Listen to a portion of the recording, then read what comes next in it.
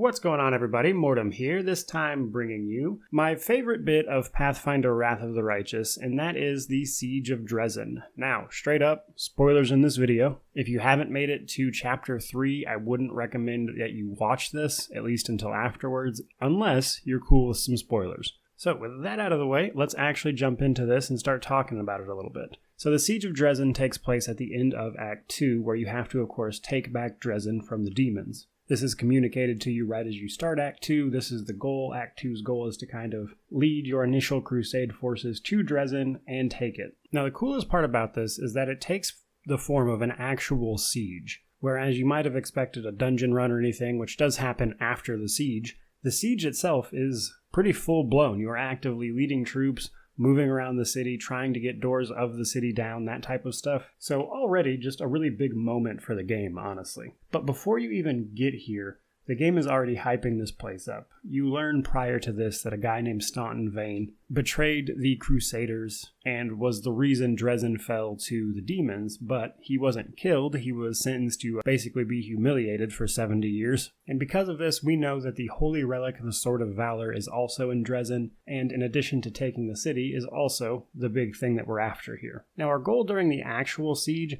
is simply to make it to the courtyard, where we can then access the Citadel, which is the actual dungeon part of this part of the game. But in order to make it to the courtyard, we have to basically find our way through the city, as well as getting our troops through the city up to that point as well. Because if you and your party find one of the many ways to get up to the courtyard before your army does, then you still can't enter because you need your army to do things like break down the doors and things. But even that has a small bit of a bypass, which is really part of the stuff I want to talk about here, is just how varied and interesting they made this siege, because some of the stuff that you can do in this siege starts well before you even get here. For instance, if at the beginning of Act 2 you chose to convince Queen Galfrey to come along for the crusade, she will actually join you in this siege, and she's actually very helpful because she gets basically all of her abilities, and even on the higher difficulties, she is a demon slaughtering machine. But before we get here, we can actually meet a few people that can also affect this, as well as an event. So if we chose to bring along Regil, the Hell Knight, he will propose a plan where he swings around the side of the city to attack the Ash Giants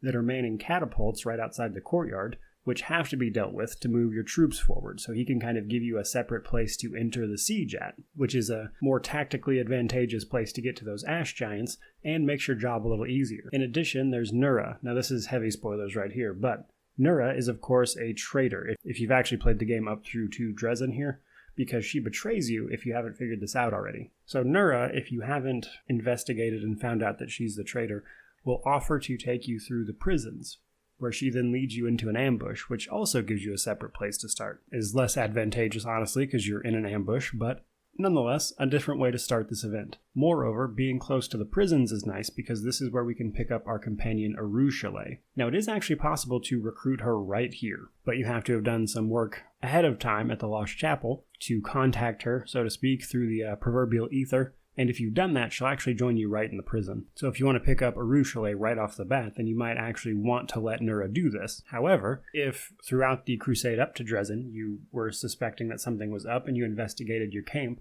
you could find some things that point to Nura, then you can confront her about it, and you can either, of course, just kick her out of the crusade altogether, or you can take the trickster option and turn her against your enemies, where during the last battle of this part of the game, she'll actually turn on Staunton and Minago and help you out, which I think is a particularly interesting way to go. But we're not done yet, because there is actually one event at a place called Leper's Smile up to this point, where we are attacked by demon insects called Vescivores. They are attracted by pheromones, and you have to kill their queen at Leper's Smile, and you can choose, though it is incredibly evil, and also a bit tied to the Swarm That Walks mythic path. If you're interested in that, I've got a separate video on how to unlock that already up.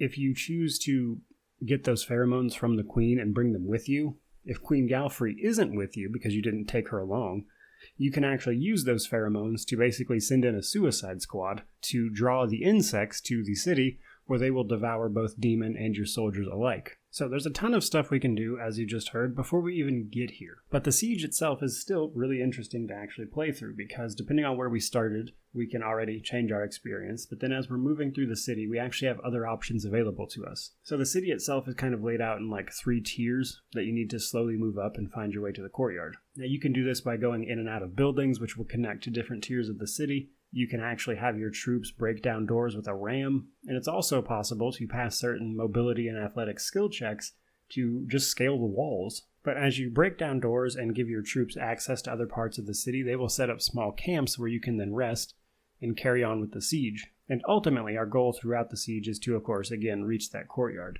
As I mentioned earlier, there's actually a way to bypass getting your troops up here even. So throughout the city, in the abandoned temple, the prison, as well as the tavern, there are actually 3 dretches, which are a type of demon, and each of them will have a key. If you swing around the backside of the courtyard, you can use those keys to unlock a secret room that actually is filled with incubuses, but there's also a switch that will open the courtyard gates without you having to go through the hassle of breaking them down, which will let you bypass completely a rather difficult gauntlet fight against many demons. But once we get to the courtyard, the actual end of the siege involves you fighting your first big demon, and that is of course a Balor. Honestly, epic bit of storytelling and gameplay ends in an epic fight.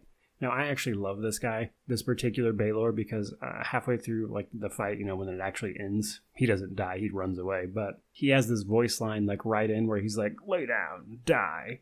I love that bit. It's honestly just really good. And I felt like this whole piece just really is honestly the moment that sold me on this game, because I was like, this part of the game is amazing. And truthfully, my favorite part of the game. Honestly, the most clever part about the entirety of this siege is what you may not even realize it's doing. And that is the fact that this siege is teaching you your way around Drezen. And that is important because, of course, after you take Drezen, it becomes your hub for the rest of the game. This is where you will come to rest safely, manage your crusade and events, talk to your companions, and what this siege does, in addition to just being really cool, is very cleverly exposes you to how to actually navigate this rather large city, which is honestly kind of ingenious. So that, combined with all the choices and stuff you can make on your way to the city, as well as the stuff that can happen while you're here, including some really cool fights against demons, as well as all this plot stuff, just made Drezen absolutely my favorite part of the game. So, hope you guys enjoyed the video. If you did, please remember to like, comment, subscribe, all that YouTube jazz. But regardless of any of that, truly, just thank you for watching and listening to me gush about this stuff. And in the meantime, may you wander in wisdom and have an amazing day.